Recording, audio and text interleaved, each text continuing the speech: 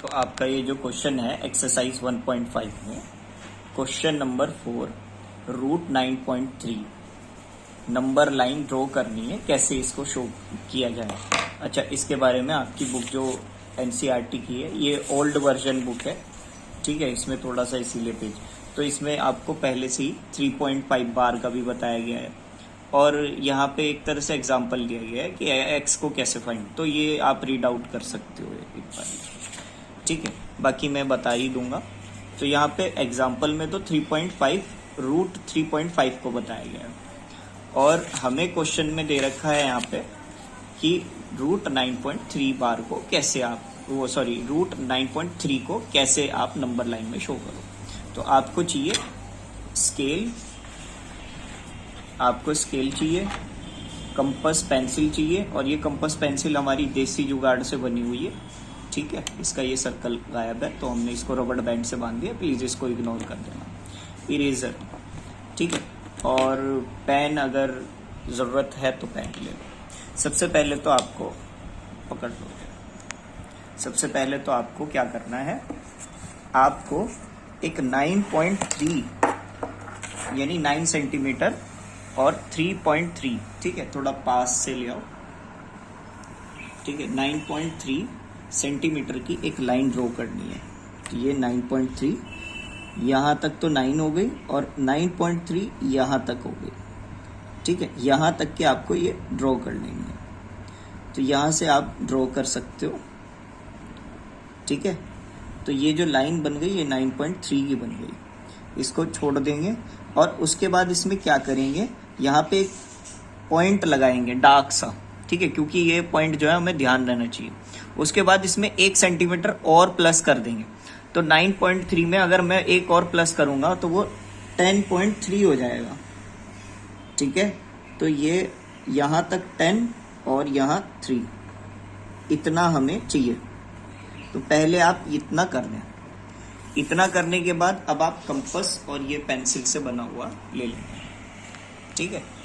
तो इसको, ये जो पॉइंट्स है ना, इनका नाम भी दे देते हैं। इसको हम दे देते हैं A, इस पॉइंट का नाम B, इस पॉइंट का नाम C।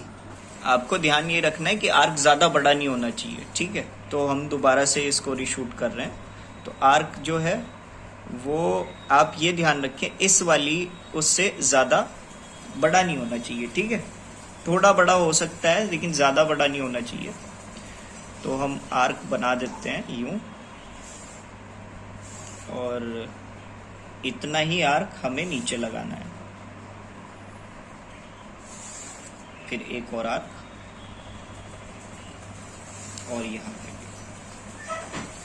अब ये जो 2 पॉइंट्स हैं इनको जॉइंट करना है, ठीक है। ये जो 2 पॉइंट्स हैं, दूसरा स्टेप ये है कि ये जो 2 पॉइंट्स हैं, देखो अभी भी बाहर आ रहा है, तो इसे थोड़ा सा और छोटा कर दें।